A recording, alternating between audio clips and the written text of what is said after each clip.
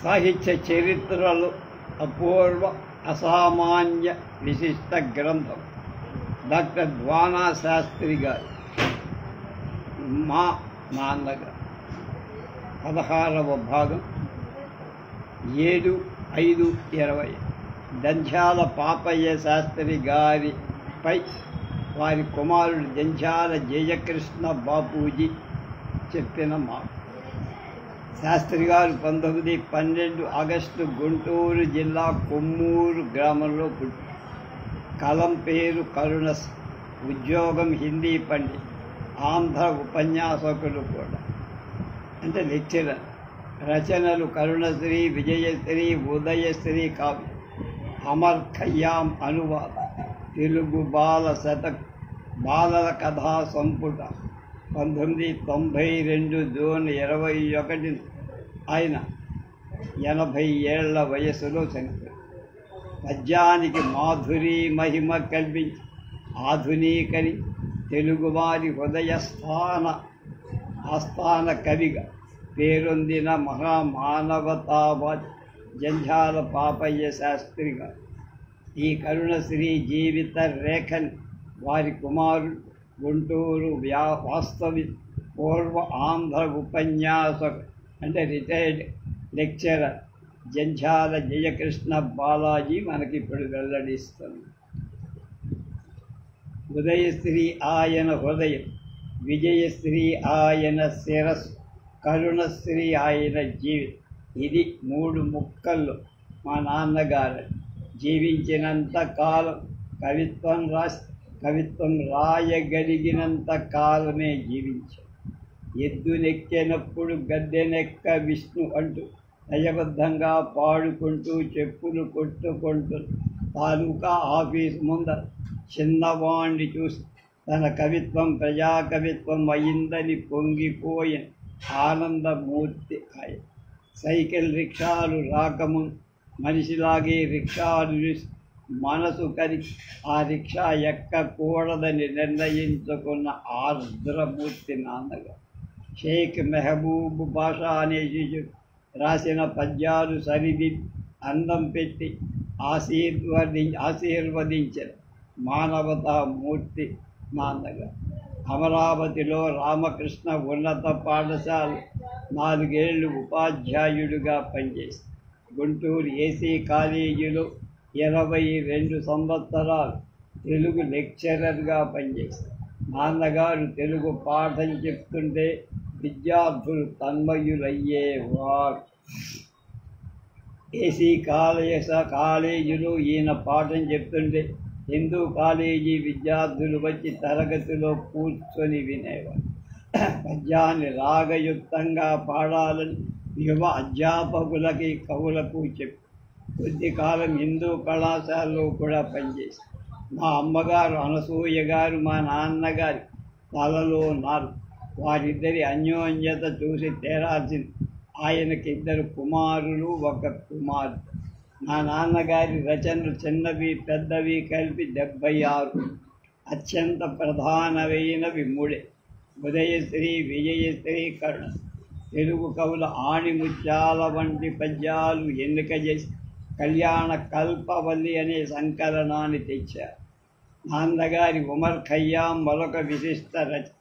ఎంత పండితులైనా మా నాన్నగారు బాల సాహిత్యాన్ని సృష్టించి తెలుగు బాల అనే శతకం విశిష్టంగా ఎన్ని రాసినా ఉదయశ్రీ కవిగా, పుష్ప విలాప కవి, కుంతి కుమారి కవిగానే సాహితీ ప్రియులు పాఠకులు గుండెల్లో ఆయన్ని పదిల పలుకుతారు. పునర్ముద్రణకి నోచుకుంటేనే ఆశ్చర్యపడి ఈ రోజులు ఉదయశ్రీ 50 సార్లకు పైగా పునర్ముద్రించబడడం అత్యంత విశేషం. ఒకసారి వారణాసి సభలో ఒక హిందీ కవి మాట్లాడుతూ మా కావ్యం 10 సార్లు అచ్చయిందని గర్వంగా చెప్పారు. మా నాన్న నా కావ్యం 56 సార్లు అచ్చయిందని చెప్పగానే ఆయన అవాక్కయ్యారు. పుష్ప విలాపం కుంతి కుమారి ఖండికలు మధుర గాయకులు ఘంటసాల వెంకటేశ్వరరావు గారు ఆలపించగా హెచ్ఎంవి వారు గ్రామ్ఫోన్ రికార్డులుగా రూపొంది దాంతో మా నాన్నగారి పద్యాలు ఊరూరా ఇంటింట మారు మోగాయి. ఘంటసాల గారు ఆలపిస్తుంటే అక్షరాలకి ప్రాణమే వచ్చినట్లు ఉంటుంది. నాన్నగారు ఎన్నోసార్లు ఆ రికార్డు వింటూ ముగ్ధులయ్యేవారు, తన్మయత్వం చెందేవారు. ఘంటసాల గారు పాడటం వల్ల నాన్నగారికి పేరు వచ్చిందని చాలామంది అంటారు.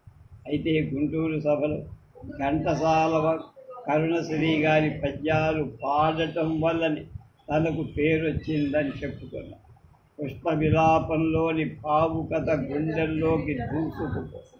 పుష్ప విలాపం రాయటాని నేపథ్యాన్ని నాన్నగారు వివరించి, మా నాన్నగారు పూజ చేసుకుంటుండగా నాన్నగారి కోసం ఎవరో వచ్చి ముందు గదిలో కూర్చు టీపాయ్ మీద గాజు కుప్పీలో నీరు పోసి గులాబీ పూలు.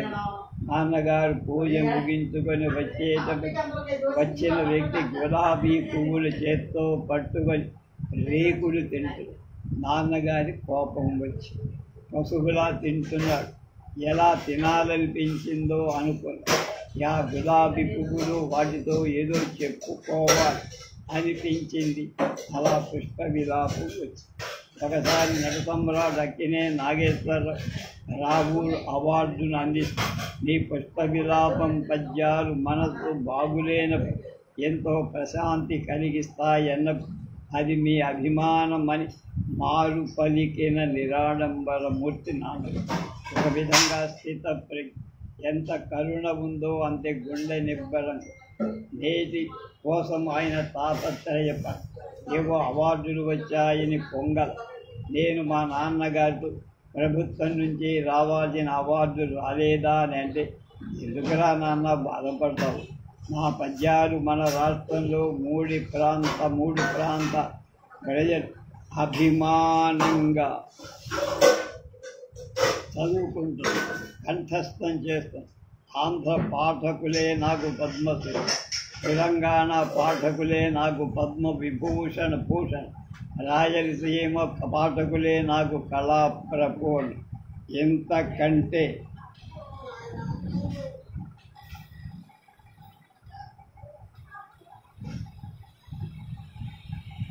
ఏం కావాలి అని పలికిన గంభీరము. అమరావతి మ్యూజియంలో భద్రపరచబడి అపురూప బౌద్ధ శిల్పాలు, మహాచైత్యం, ఆయక స్తంభాలు మొదలైనవి చూసిన తరువాత ఆ అంతరంగంలో అలవసాగిన ఆలోచన పరంపరలే కరుణశ్రీ ప్రాతిపదిక. కరుణశ్రీకి ప్రాతిపదిక ఏసీ కళాశాల ప్రిన్సిపాల్ టిఎస్ పౌలస్ గారి కోరికపై బుర్ర కథ రాసి ఘంటసాల వారు వెంకటేశ్వర స్వామి గురించి ఏదైనా రచన చెయ్యండి అన్న శ్రీనివాస ఉదాహరణం అనే ఉదాహరణ కావ్యం రాశారు. సామాజిక స్పృహ కవిత్వంలో ఉండి తీరాలని గొంతు చెంచుకునే వాళ్ళకి ఆ రోజుల్లో పాకీ పిల్ల ఖండిక ద్వారా సమాధానం చెప్పారు. ఈ ఖానాలు శుభ్రం చేసే పాకీ పిల్లపై 16 ఏళ్ల వయస్సులో రాశారాయి. ప్రతి తల్లి చిన్నప్పుడు పాకీదే అని అమృతమూర్తిని చూసిన మానవతావాది మా గురువు గారు ఉయ్యూరు హై స్కూల్లో నేను చదివేటప్పుడు 8వ క్లాస్, ఆయన హెడ్ మాస్టర్గా. ఆ తర్వాత మళ్ళీ మేమిద్దరం కలిసి పనిచేసి మా ఇంటి దగ్గరే ఉండాలి. నేనంటే అది కేవీఎస్ఎన్ నరసింహారావు, ఆయన కూడా ఈ పాకీ పిల్ల మీద చక్కని పాటలు రాసి అందరితో పాడించి పరగళ్ళన్నీ పాడు చేసే పాకీ పిల్లని బాగు చేసే పాకీ పిల్ల పాకీ వాణ్ణండోయ్ అని ఆయన గొప్పగా పాడారు. అమరావతి రామకృష్ణ విశ్వవిద్యాలయం ఉపాధ్యాయుడిగా ఉండగా 2 సార్లు నటుడిగా వేదిక మీద వేషం కట్టారు. ఒకసారి 2 చెలికత్తెల మధ్య రాధగా స్త్రీ పాత్ర వేసి, మరొకసారి చంద్రగుప్త నాటకంలో చంద్రగుప్తుడుగా నటించి, తర్వాత శతాధికంగా భువన విజయ మహాసభలు ముక్కు తిమ్మనగా పాల్గొన్న వేషం వేసుకోవాలి. అలాగే ఇంద్రసభ, నవరస తరంగి, సాహిత్య ధర్మాసనం వంటి రూపకాల్లో నటించి ఆకట్టుకున్నారు. మా నాన్నగారు కరుణశ్రీ అయిన తర్వాత చాలామంది కలం పేరు శ్రీతో పెట్టుకోవడం ఎంతో ప్రభావాన్ని చూపిస్తుంది. మహానటులు గుమ్మడి వెంకటేశ్వరరావు తమ కుమార్తెలకు ఉదయశ్రీ, విజయశ్రీ అనే పేర్లు పెట్టుకున్నందుకు మా నాన్నగారు మైమరచిపోయేవారు. మీ పద్యాలు మా అందరికీ ఇష్టం, మా ఊళ్ళో మీ పుస్తకాలు దొరకవు ఎలాగా అని కార్డు రాసిన 6వ తరగతి అబ్బాయి తెలుగు బాల పంపించిన లలితమూర్తి నాన్న. 14 ఏళ్ల బాలిక శ్రీ కళ్యాణి రాసిన తొలి ప్రొద్దు చిరుకావ్యావిష్కరణ కోసం చిలకలూరిపేటలో ఉన్న నాన్నగారు ప్రత్యేకంగా గుంటూరు వచ్చి ఆ అమ్మాయిని ఆశీర్వదించిన ఔదార్యమూర్తి. తమకు అత్యంత ప్రీతిపాత్రుడైన మహాత్మా గాంధీ చేతుల మీద రాష్ట్ర భాషా విశారద సర్టిఫికేట్ తీసుకోవటం నాన్నగారు ఎంత గుబ్బి తబ్బిబ్బయ్యారో. ఆయన పుస్తకాన్ని ఒకసారి 15 పైసలు తనకే అమ్మబోవటంలో కూడా అంత అనుభూతి పొందారు. మా నాన్నగారు కన్ను మూసే ముందు చివరగా రాసిన పద్యాన్ని ఉదహరిస్తూ వారికి అంజలి గడి. కరుణామయులకు బుద్ధుని కరుణశ్రీ వాణి విశ్వ కళ్యాణ గుణాకరమై ఆచంద్ర దివాకరమై వెలుగొందు దిగంతములందు కలువలు పూసిన చిరుగాలులు చల్లగా వీచినట్టు తీవలు తలలూచినట్టు పసిపాపలు చేతులు సాచిన వలపులు వేసిన కవితలు రచించిన సుకవి చూడమని మా నాన్నగారు కరుణశ్రీ. వానమామలై వరదాచార్యుల వారి గురించి వారి అబ్బాయి వానమామలై రవీంద్రాచారిగా. వరదాచార్య గారు బాగానే ఉంది కానీ రవీంద్రాచార్య గారు కనపడతారు.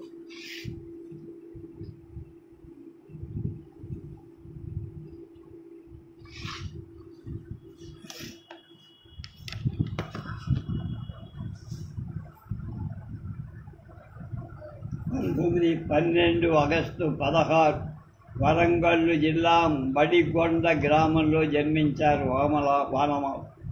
ఆంధ్ర పండితులుగా ఉద్యోగం, పోతన చరిత్ర మహాకావ్యం, మణిమాల, జయధ్వజం ఖండకావ్యాలు, ఆహ్వానం గేయ సంపడి, విప్రలబ్ధ గేయ కావ్యం, కూలిపోయే కొమ్మ వచన కవిత, అలాగే వైశాలిని నాటకం, అభినవ పోతన, కవి వతంస, కహాకవి శిరోమణి, ఉత్ప్రేక్షా కవి చక్రవర్తి అనే బిరుదు.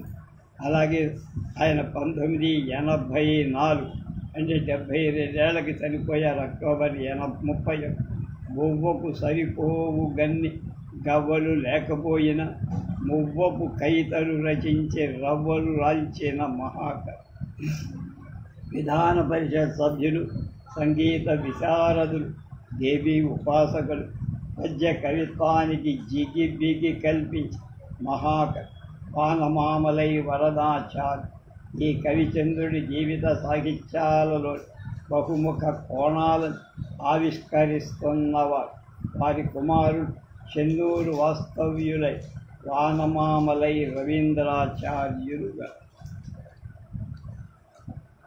మా నాన్నగారు ఓరుగల్లు దగ్గరలో మడికొండలో శ్రీమతి సీతాంబ బక్కయ్య శాస్త్రి దంపతులు 1912 ఆగస్టు 16 జన్మించి వానమామలై మొదటి ఇంటి పేరు వాసాల మర్రివారు.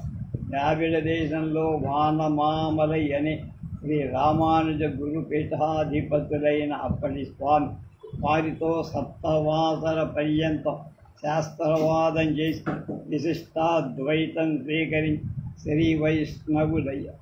అప్పటి నుంచి వానమామలై వారు అయిపోయారు. పక్కయ్య శాస్త్రి గారి సంతానం 9, బతికిన 4 కుమారులు. వరదాచార్యులు వారు చివరివారు. మా నాన్నగారి పెదనాన్నగారు వెంకటాచార్యుల వారే తొలుగు. పోతనలాగా వామనామలై వారి చిన్నప్పుడు బడి చదువుపై ఆసక్తి లేదు. ఆటపాటలు వినోదాల పట్ల బాల్యమిత్రులు పల్లా దుర్గయ్య, కాళోజీ ఆయన అన్నగారైన జగన్నాథాచార్యుల వాళ్ళతో స్వేచ్ఛగా తిరిగేవాడు. 4వ తరగతి వరకు మడికొండలో చదివి 5-6 తరగతులు బావగారింట్లో మందెనలో చదివారు. పివి నరసింహారావు గారు గట్ల నరసింగాపురంలో నివసించే వారి పెద్దన్నగారి వద్ద ప్రైవేటుగా మిడిల్ పరీక్షలో కృతార్థులు. చిన్నప్పుడు చదువులో కాకుండా ఆటపాటలలో మునిగి ఉండటం పెద్దన్నగారు పండిత వంశాన పుట్టిన ప్రబుద్ధుడు అని తిట్టేవాళ్ళు. ఇంటి పనుల్లో 3 బిందెలు ఒకదానిపై ఒకటి పెట్టుకొని నీళ్లు మోసి తెచ్చేవారు. పశువులకు మేత వేసి మందలకు తోలికి వెళ్ళేవారు. చేపల తోట కూరగాయలు తేవడం వంటి కవిగారు పనిచేసేవారు. పెద్దన్నగారి దూషణతో నొచ్చుకొని అభిమానంతో శ్రీ శారదా మంత్రోపదేశం, శ్రీ రామతారక మంత్రోపదేశం పొంది పట్టుదలతో అనేక శాస్త్రాలు కావ్యాలు అధ్యయనం చేసి స్వయం కృషితో ప్రస్థానత్రయం, వేదాంత గ్రంథాలు, రామానుజ శంకర భాష్యాలు కూలంకషంగా చదివారు. సంగీత చిత్రలేఖనాలలో కూడా అభిరుచి ఉండే. గయోపాఖ్యానం, నరకాసురవధ వంటి నాటకాల్లో మిత్రులతో కలిసి నటించారు. 13వ ఏట కవితా రచన మొదలుపెట్టి రామ నీ దయరాదుగా ఏమి సేత్ అనే భక్తిపూర్వక కవిత్వం రాశారు.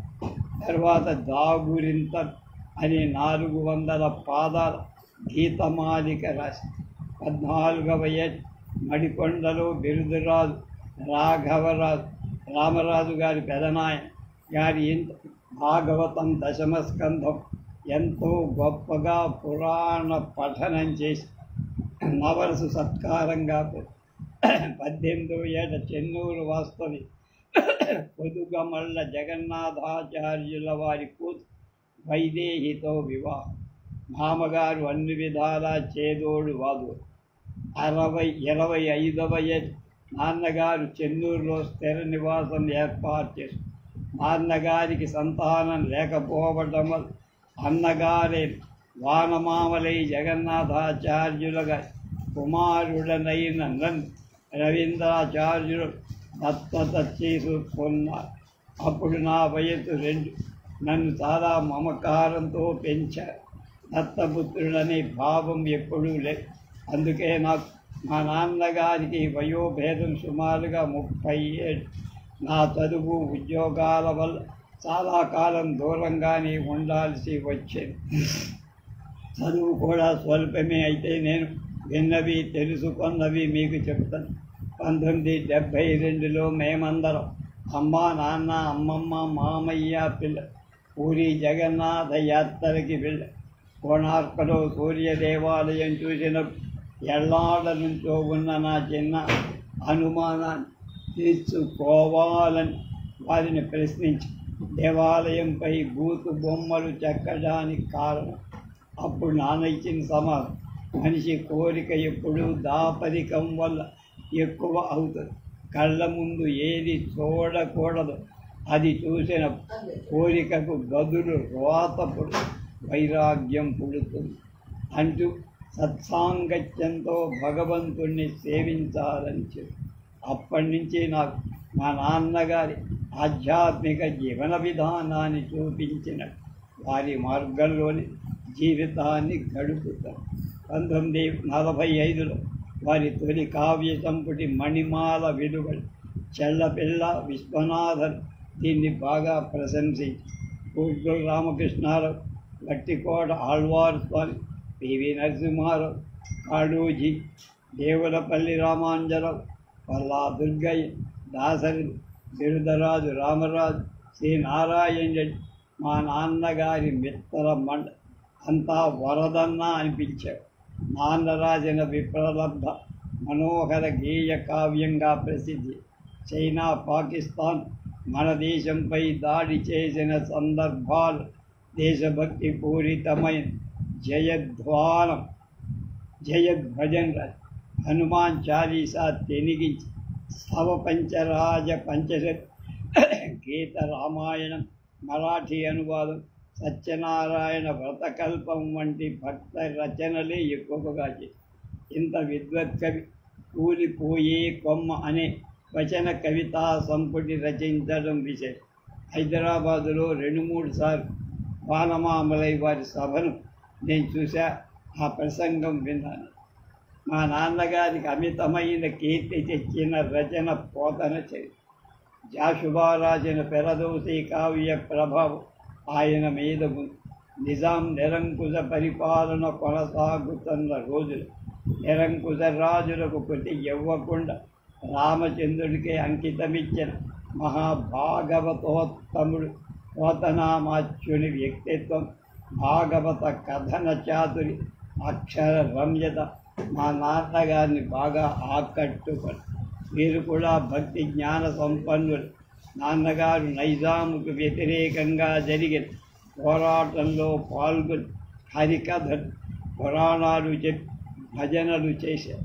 నిజాం ప్రభుత్వం వీరిని నిర్బంధించి తాత్కాలికంగా విడుదల కూడా చేసింది. అప్పుడు బంధుమిత్రుల ఒత్తిడి వల్ల గోదావరి దాటి మహారాష్ట్రలో సిరివంచ అనే గ్రామంలో 2 ఏళ్ళు ఉన్నారు. అక్కడే పోతన చరిత్రను ఎక్కువ భాగం రాశారు.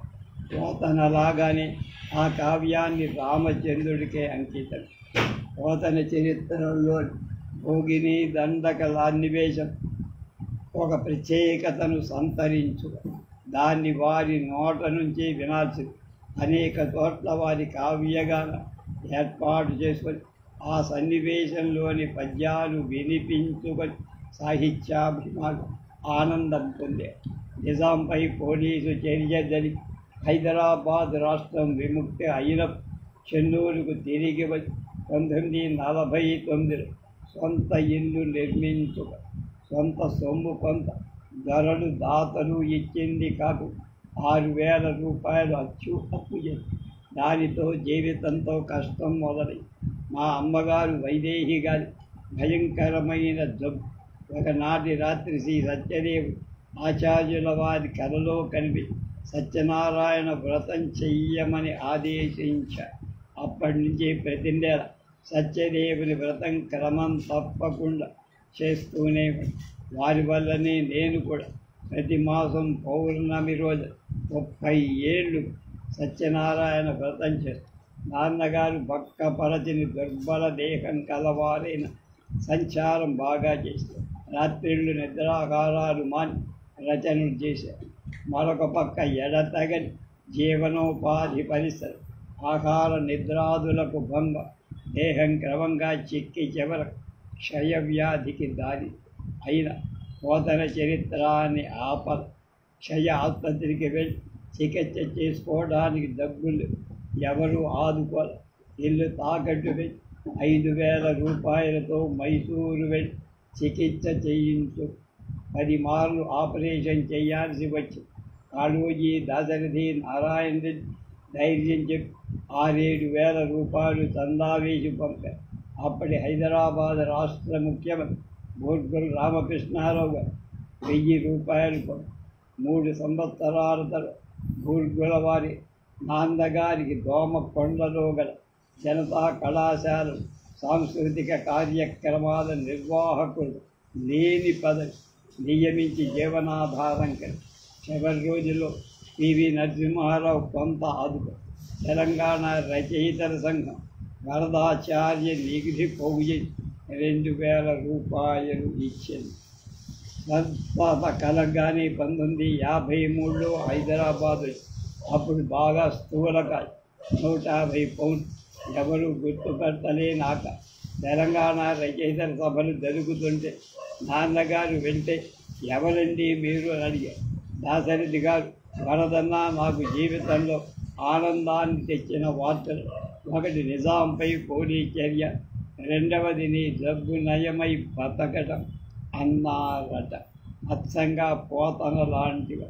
నాన్నగారికి ఆంధ్రదేశమంతటా అనేక సన్మానాలు సత్కారాలు జరిగాయి.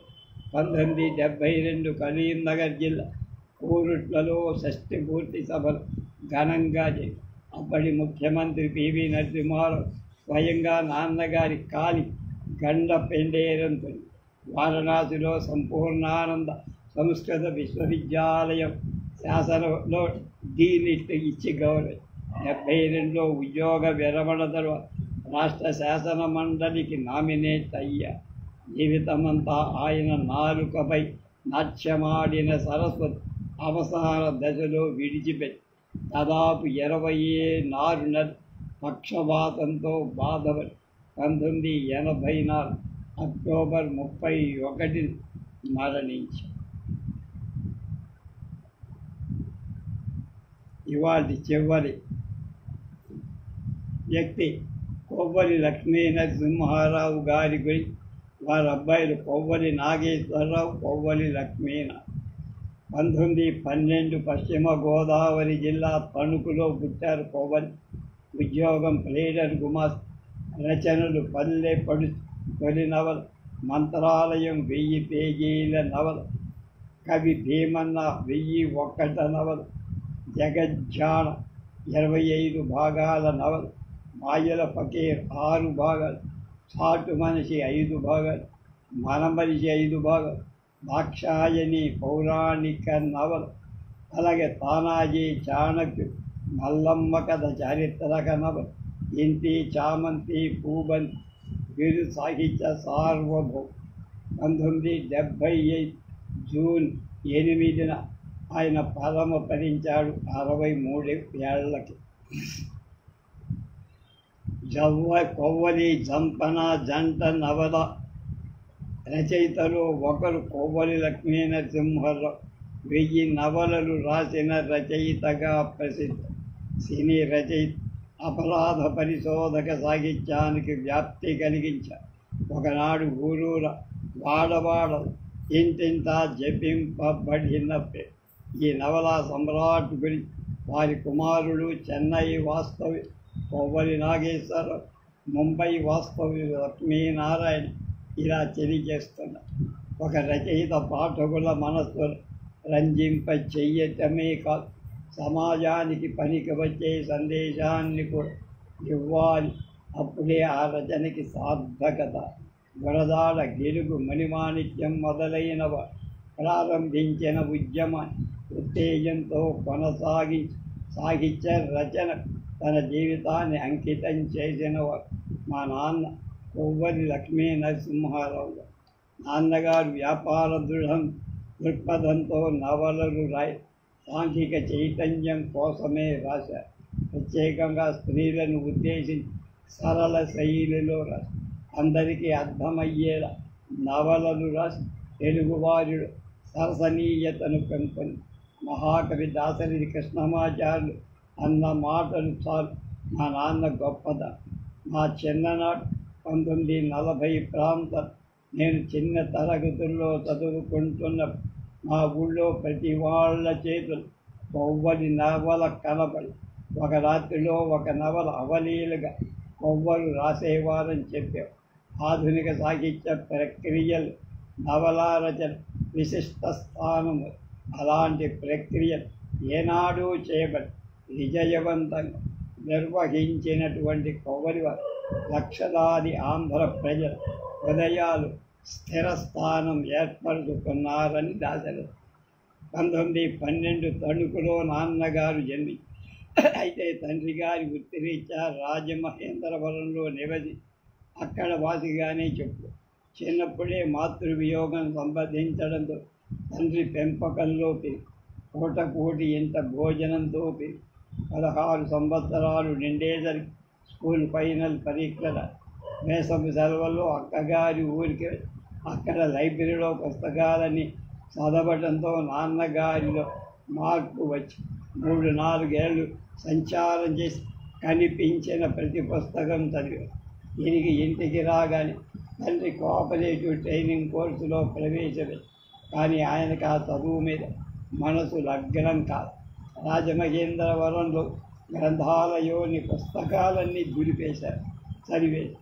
నాన్నగారి ఆవేదన ఏమిటంటే కొంతమందికే అందుబాటులో ఉండేలా పుస్తకాల ధరలు ఉన్నాయి, సామాన్యులకు అందుబాటులో ఉండేలా తక్కువ వెల పుస్తకాలంది. గ్రాంధిక భాష కంటే వ్యావహారిక భాషలో రాస్తే చాలామందికి ఫలితంగా కథలు నవలలు రాయటం మొదలుపెట్టి ఆయన తన కలం నుంచి వెలువడిన మొదటి నవల పల్లెపడు. దీని ప్రముఖ జాతీయ కవి తమ గురువు గరిమెళ్ళ సత్యనారాయణ గారికి చూపించి వారి అభినందనకు గరిమెళ్ళ వారు దీనికి పీటెక్ కూడా రాశారు. రెండవ నవల దాసీపల్లి పిల్ల వెంకట శాస్త్రి గారి ఆశీర్వచనం పొందారు. వారి ఉత్తరం 1000 ఏనుగుల బలం ఇచ్చిందని ఒకచోట నాన్న రాసు. రాజమండ్రిలో ప్రముఖ ప్రచురణకర్త కొండపల్లి వీర వెంకయ్యాన్సన్ వారు ప్రచురిస్తే మరింత ప్రచారం లభిస్తుందని ఒక నవల రాసి నాన్నగారు వారి వీర వెంకయ్య వారు శ్రీపాద కృష్ణమూర్తి శాస్త్రి గారి అభిప్రాయం పంపితే ఆశాద్రోహం చేసి ఇటువంటి రచనలు ప్రచురిస్తే వంశక్షయమవుతుందని దాంతో ఆయన ఈ నవలను ప్రచురించడానికి ఒప్పుగా. అయితే అక్కడే ఒక మరపురాని సంఘటన జరిగింది. ఒక రోజున వీరాస్వామి అనే పోస్ట్ మ్యాన్ వచ్చి వీర వెంకయ్య గారి ఉత్తరాలు అవి పక్కనే వ్రాత ప్రతిలోపన ఆ నవల తీసుకొని చదవటం ప్రారంభించారు. గంటలు గడుస్తున్న ఆ పోస్ట్ మ్యాన్ తన డ్యూటీ మర్చిపోయి నవల చదివి దీన్ని ప్రచురిస్తున్నారా అన్నారు. వీర వెంకయ్య గారు పండితాభిప్రాయానికి విరుద్ధంగా ఉండటం వల్ల ప్రచురించడం లేదని, కానీ వీరాస్వామి అనే ఆ పోస్ట్ మ్యాన్ ఈ నవల వచ్చేస్తే బహుళ ప్రచారం ప్రదాదరణ పొందుతారని నొక్కి అప్పుడు వీర వెంకయ్య నవలను ప్రచురించడం కాపీలన్నీ అమ్మటం జరిగింది. ఆ నవల పేరు ఫ్లవర్ గర్ల్. దాంతో నాన్నగారిని పిలిపించి మరికొన్ని నవలు ఇమ్మని 12 రచనలు కొంత పారితోషకం ఇస్తానని, అయితే మా నాన్నగారు తక్కువ వెల పెడితేనే రాసిస్తాను. అప్పటి నుంచి విరామం లేక రాత్రింబగళ్ళు నవలలు రాస్తూనే. ఒక్క ఏడాదిలో 100 నవలు రాశారంటే ఎంత అద్భుతం! అప్పట్లో తెలుగువారి కొబ్బరి పేరు రామనామంగా పేరు మోగి, ముఖ్యంగా స్త్రీ పాఠకుల సంఖ్య విపరీతంగా పాఠకులు నేనేం అందజేశాను నాకు అంటూ ప్రత్యేకంగా కొంతమంది పాఠకులు కనుక ఉదయాన్ని ఆకట్టుకొని బరువైన రచనలు అందించాలని మళ్ళీ ఆనాటి సాంఘిక వాతావరణాన్ని, సాంఘిక దురాచారాలు నిరసనగా ఈ నవలలు రాసి వాటికి దర్పణాలుగా కనిపించి కేవలం కాలక్షేపం కోసమే రాసినవి కావు. మా నాన్నగారి నవలు ఎక్కువ బస్టాండులలో, రైల్వే బుక్ స్టాల్స్లో విపరీతంగా అమ్ముడై తినుబండారాలతో పాటు కొబ్బరి పుస్తకాలు కొనుక్కునేవారు. అందుకని కొందరు మా నాన్నగారి నవలన్నీ రైల్వే సాహిత్యమని తొలకన చేసి షష్టిపూర్తి సంచికల పండితులు, కవులు, విమర్శకులు అభిప్రాయాలు, వ్యాసాలు పరిశీలిస్తే నాన్నగారిపై కాలక్షేప నవలా రచయిత అనే ముద్ర తొలగి నాన్నగారు సినిమా రచన చేసి కన్నాంబకి అనుగుణమైన పాత్రలో సినిమా కథ రాయమంటే రాసి అది తల్లి ప్రేమ. తర్వాత స్త్రీ సాగర్, శాంతి, మాగోపి, వీధల ఆస్తి, చాటు మనిషి గుర్రోతలోగించింది తెలియ. తర్వాత జయశ్రీ అనే కలం పేరుతో రాసి 86 భాగాల సీరియల్ గల జగజ్జాన్ ఆ రోజుల్లో గొప్ప. 32వ ఏడు రామరాజు వారి ఆడబడి లక్ష్మీదేవిని వివాహం. నాన్నగారు మా అమ్మలో భార్య కంటే తల్లి. మా నాన్న ఎన్ని నవలు రాసిన ధనార్జన ఏ పూటకు ఆ పూట గడుస్తుంది. అందుకనే మద్రాస్ హైకోర్టు న్యాయమూర్తి శ్రీ రామస్వామి గారు సాహిత్య సార్వభౌమ బిరుదుతో సత్తే పివి శ్రీనివాస్ గారు నవలల తాత, ఆత్మాభిమాని మా నాన్న. ఎన్ని అవకాశాలు వచ్చినా సంపాదన వీరుడు తన సిద్ధాంతంతో రాజీపడు. కీర్తి ధనాన్ని సంపాదించి భార్య మరణించాక మంత్రాలయం వంటి ఆధ్యాత్మిక నవల 1975 జూన్ 8 ద్రాక్షారామ ఆలయంలో సంతానం సమక్షంలో కన్ను మూసి మా అమ్మడు అమ్మగా కారణ జన్ముడని భావిస్తూ పొంగిపోతూ నాకు నీతో పని చిన్న పని.